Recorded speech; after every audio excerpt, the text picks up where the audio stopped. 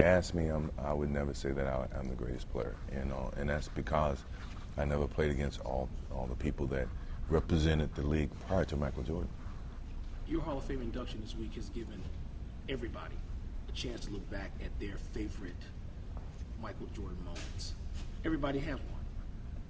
I wouldn't expect you to have one, although maybe you do. But what are a couple of them? What's important to us may not be important to you. What sticks out to you when you watch all this stuff? Wow. Yeah, I've seen a lot of stuff going across the TV and a lot of highlights and things of that nature, and they all represent me. I can't. It's like Coach Smith says all the time. He says, you ask me what's the greatest player that ever played at the University of North Carolina. He said, that's like asking which one of my kids is better than the other kid.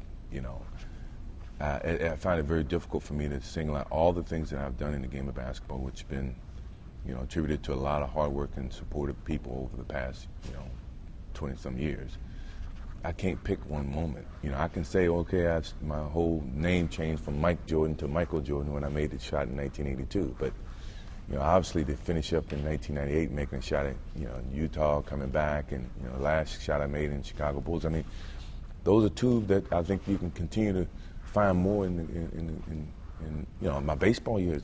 People look at my baseball years and they put so much, negative twist on it. To me, you love those. You love that. I wouldn't change that for nothing in the world, because I saw genuine people trying to achieve their dream with the faintest idea if they could or couldn't.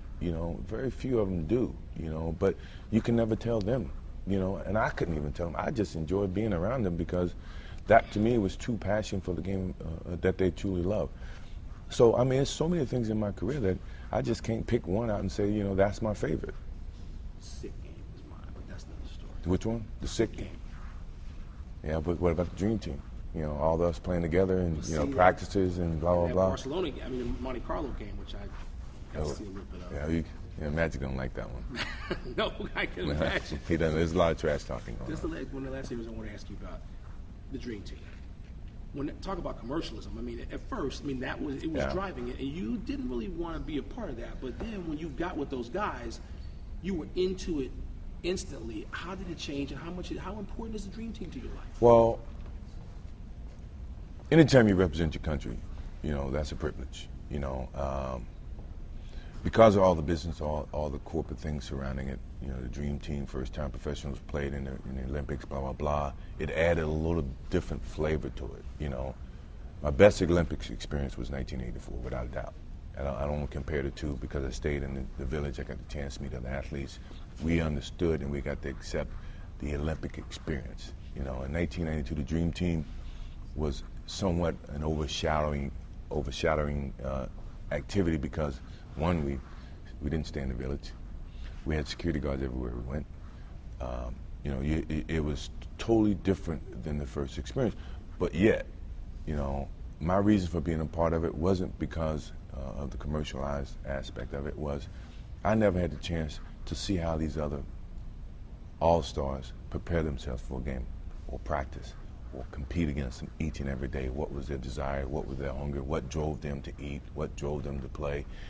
So me, it was being a part of them and seeing them socially, but then taking that on the basketball court and competing, and at the same time representing your country.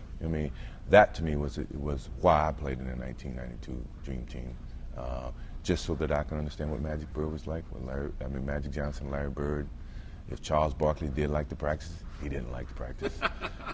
Drexler, at the time we were being compared, I wanted to see how we compete against each other in a practice setting. Karl Malone, John Stockton, David Robinson. You threw in Kristen Layton or Dookie. We were able to live with that one. But other than that, it was a great experience, and I wouldn't change it because I saw a lot of things about my guys I compete against. And it added to my respect to a lot of them, and obviously I understood what made them tick. And I think they got an understanding about me too, what made me tick. And, we appreciate each other's respect.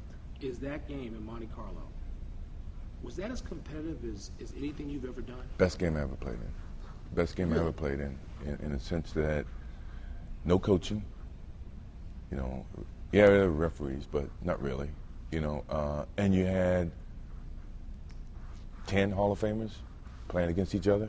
I mean, how many times are you going to get that to happen in the game of basketball? I mean, when I say 10 Hall of Famers, first ballot Hall of Famers. It's not even a question. It's not even a second, third, or fourth. They first ballot.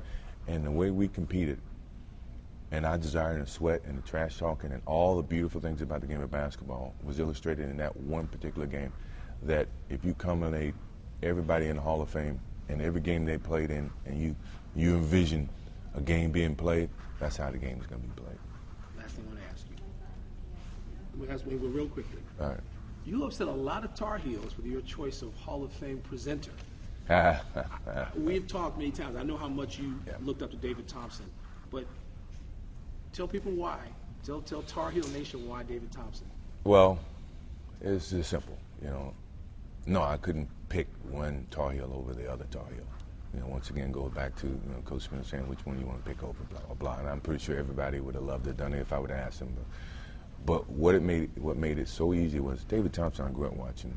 You know, when I was 11 years old, when he was playing for North Carolina State, you know, I idolized him. I patterned parts of my game behind him.